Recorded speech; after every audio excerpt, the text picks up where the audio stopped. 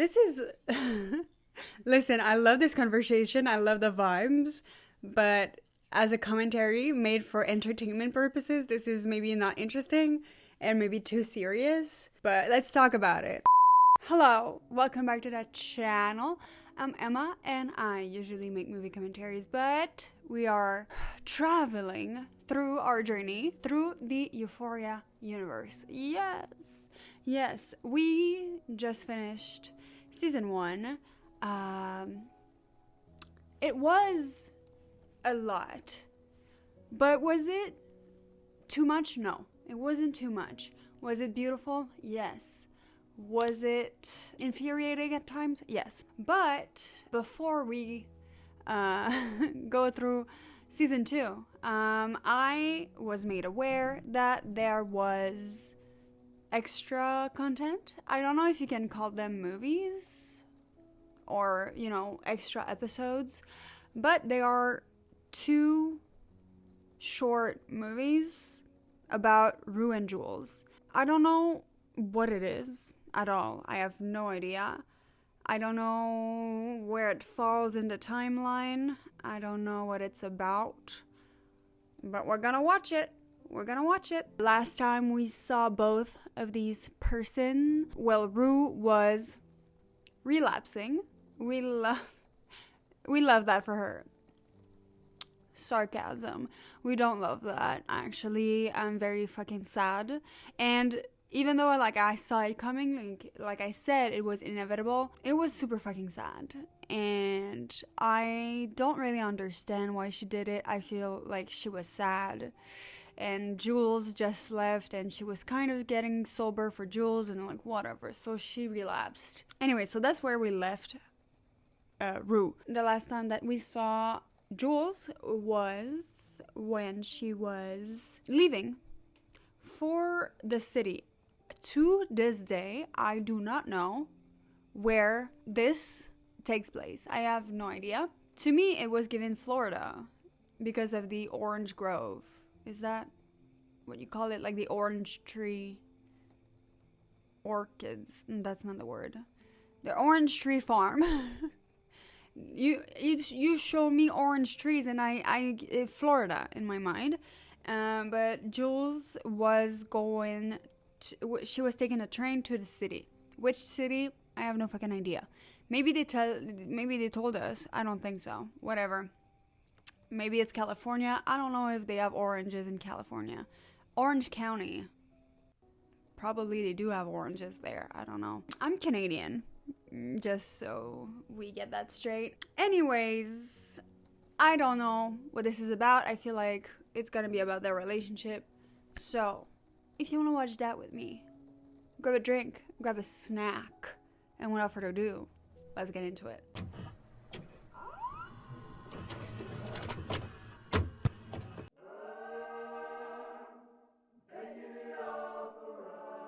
Oh, that fucking song. They got the copyright for one song and they used it.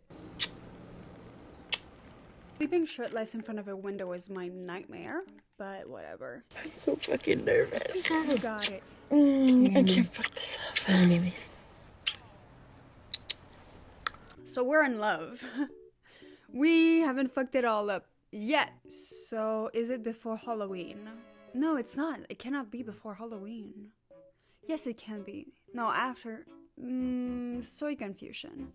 That's not her room, so are we in New York? I said New York. What the fuck am I talking about? Are we in the new city? Undisclosed, unknown, anonymous city. So this is in the future because she's a designer now. We're still doing drugs. Yeah. Ollie. Look, Ollie, I know you don't believe me, but I'm doing really good, actually. Yeah. I feel like I've found this amazing balance where I'm happy and healthy and I'm not looking to anybody else for that happiness, I feel like sober people would not try to convince someone that they're doing great, Putting way too much of my emotional well-being in her hands, Exactly. Especially the way I was fucking making plans for the rest of our life and shit. Yeah, that's what I said. Yeah, I don't know. I guess I just like made her the point. Exactly, that's what I said. Oh my god, I'm a fucking psychologist. I'm saner. I'm making sane decisions. Rue, you're high. Yeah. You can't fuck with Ali. You cannot try to, fuck with Ali. He knows. Ollie, can I tell you something? Yeah. If I say some dark shit, you're not gonna report me to the state or something. Rue, I'm not a guidance counselor. I'm just a crackhead who's trying to do a little good on this earth before I die. I mean, I would take you as a guidance counselor. Honestly, I would. To tell you the truth, drugs are probably the only reason I haven't killed myself. The drugs are gonna be the reason that you die. You're aware of that? Because this whole bullshit about being a functioning drug addict, that ain't true, that's a lie. I've lived a whole motherfucking life to get to this diner to sit across from your arrogant ass. So that you're 17. You don't know shit. Exactly. You think you're hard? I'm harder. You wanna know why? Because you don't know how to live life. I love, this is mean, but I love when kids get slapped in the face with having someone to tell you, bitch, I've been through it. What you're saying right now, it's not unique, it's not hardcore, it's not edgy. We've all experienced that. You're not special. It's, like I said, it's mean, but I kind of like it. Do you want to get clean? I don't think that she wants to. No? Yeah. I get it. I get it. By the way, my main man right here is still nominated for an Oscar in 2 weeks. I'm rooting for you. I don't think he's my favorite performance out of the 5, but he's a cool dude and I like his voice, so I'm rooting for you. That is the disease of addiction. It is a degenerative disease, and it's no different than cancer. No one in the world sees it as a disease. They see you as selfish. They see you as weak. They see you as cruel. It's not wrong. I perfectly understand that addiction is a disease, and it's very hard to go through. But I've said in the first season, you can look at the videos, and sometimes Rue pisses me off because I feel like she's selfish. And I feel like she makes the life of her sister and her mom so much harder. But is it her fault? I don't know. I don't think that I know anyone with a strong addiction like this. It's not my reality. I don't know. You know, it's interesting. It's kind of what I struggle with. DNA shit. Step 1, I'm cool with. It's step 2. Came to believe that a power greater than ourselves could restore us to sanity. That one, Yeah, it's interesting to me that the whole rehab thing is so dependent on religion. This is... Listen, I love this conversation. I love the vibes. But as a commentary made for entertainment purposes, this is maybe not interesting and maybe too serious. But let's talk about it. Every time that I see a rehab, or NA or AA in media, it's always so correlated with religion. I don't maybe understand why, because I'm not religious, but maybe it helps to think that there's a higher power. I don't know. Ali, I don't believe in God. God doesn't give a fuck if you believe in him. He believes in you. If God didn't believe in you, you wouldn't even still be breathing. So you're saying the reason my dad died is because God didn't believe in him? Ooh. Ooh. You know, because every time someone survives like a mass shooting or some terrible fucking earthquake, they always say, I survived for a reason. I could argue that my dad's purpose was to raise me and my sister, to be there for my mom. That was his purpose, I think. I mean, like I said, I'm not religious, and I went through cancer, and never once after, when everything was done, never once did I think, oh my God, I was saved for a reason. I don't think my life has any purpose, I went down to buy me a new pair of kicks at the Nike store the other day, and I see in 20-foot letters these words, "Our people matter." And I'm like, man, this feels good. And then I pick up a pair of these sneakers and I look at the price tag and it says $139.99. And I'm like, I thought Nike loved me. This is honestly such a nice conversation and carried by 2 amazing actors. This is so simple. The camera is not even with them. The camera is outside the fucking restaurant. And we're just like a fly on the wall, listening to their conversation. It's not, for me, for my purpose, for this video, maybe not super interesting, but this is so nice. Like, they devolve in so many conversation topics. It's kind of nice. Is this half improvised? I would like to think so. You have to create a new God, or whatever you can, but it is imperative that you believe in something greater than yourself. You've got to believe in the poetry, because everything else in your life will fail you, including yourself. You're sick. And we've come full circle. One day you might succeed. I don't underestimate anyone. Be right back. Give it up. Give it up for great acting. Like, bitch. He gives us a magnificent speech, but it just feels so real. It feels like how you would talk to your friend. And then he just goes out and smokes a cigarette. But is this conversation taking place after the last episode of season 1? Oh, hey. Ah, I didn't know you were going to pick up. Christmas. Merry Christmas. So it is, timeline-wise, Christmas is after Halloween. I'm gonna repeat myself, but this man, Coleman, you have such a great vibe. I love when you smile. I love how you act. I love the subtlety. The other movie that he was in this year, The Color Purple, I could do a fucking whole video essay about how it is, in fact, a crime that movie was not nominated for more Oscars nominations. It is, in fact, a crime, and I won't talk about it, but let's just say that I feel like Oppenheimer had too many nominations compared to The Color Purple. But his character in that movie is, I've said it before in, I think, the first few videos, his character in that movie, trash, horrible man, disgusting, but Coleman has such a fucking vibe.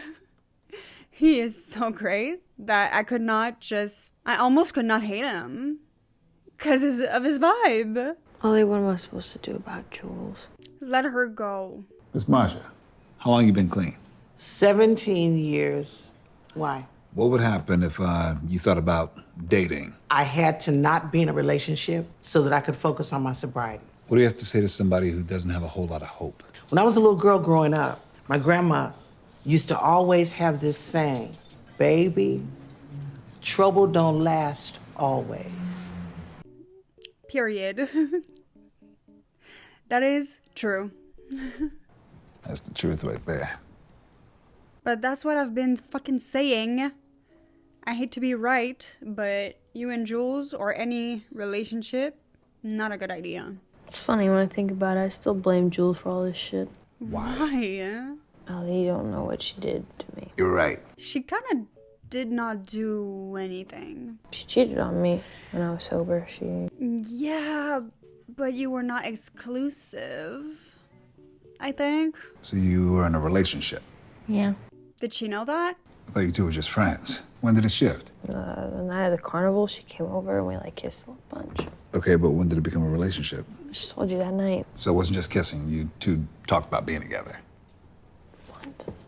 That's so weird. Why would we talk about it? Because that's how people get into relationships, Rue. They talk about it.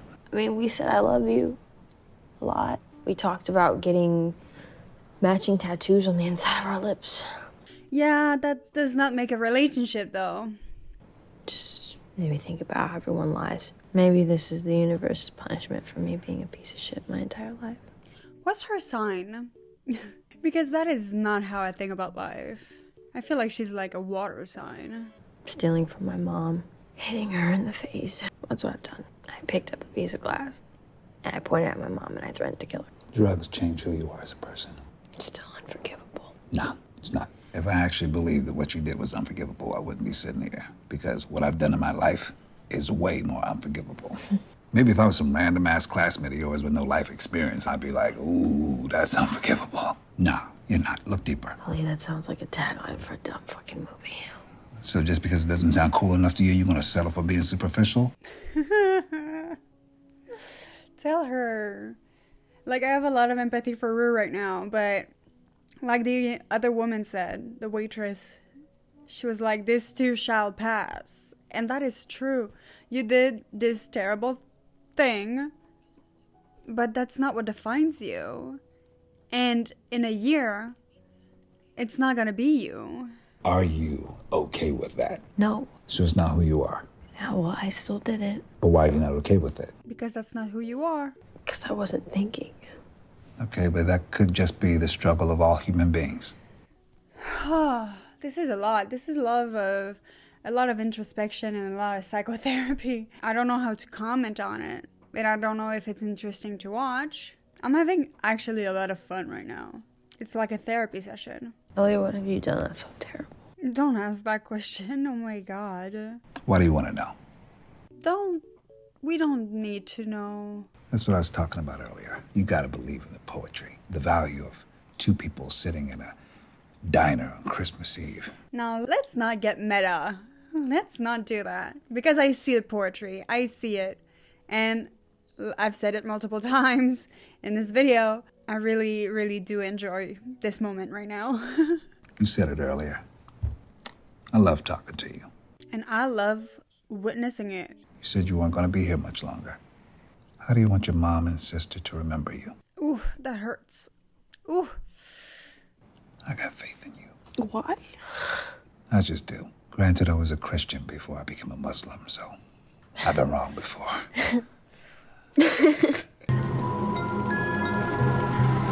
I wonder how they filmed it. Did they just put Zandaya and Coleman in a booth in a restaurant and said, "We're gonna roll the cameras, don't worry about it, just talk"? I wonder, like, how long did it take to film all of this? Because it takes place at night, so did they talk all night? Was this like just a one-night shoot? How many takes, you know, how many...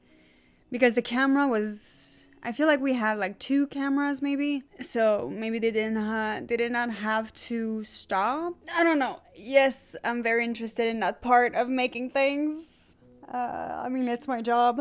But I would love to see it behind the scene just for fun. Like, was the script supervisor like going fucking crazy? Or was it done in just one take? And then we edit the 2 cameras, you know? I mean, I believe it was fractioned into small pieces. Because at some point the camera was outside and then it was to their right. And then after that it was on the other side of the booth. And we had some B-rolls. I don't know. Let's just hope that this hour-long conversation actually got through to her, you know? Let's hope that she'll keep maybe some of it with her. Because I don't know what's gonna be her storyline in season 2, and I don't feel like she's gonna get clean in season 2, because they cannot repeat the same arc in season 2 that they did in season 1. Season 1 was all about her getting clean. So they cannot redo that in season 2. It would just be redundant.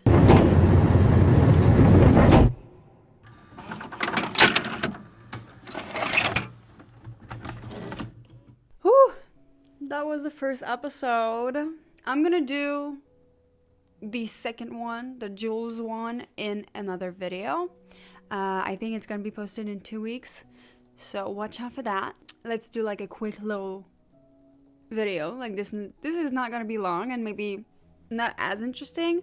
It's just me watching people having a great conversation and enjoying every fucking second of it. A lot of topics, a lot of introspection and psychology and psychotherapy and therapy. Some of it I cannot relate to. Some of it maybe I can, just a little bit more. Maybe not great lessons, but great things to think about if you're feeling like you're going through something that you think you cannot get over. I'm 25 years old and I've been through it.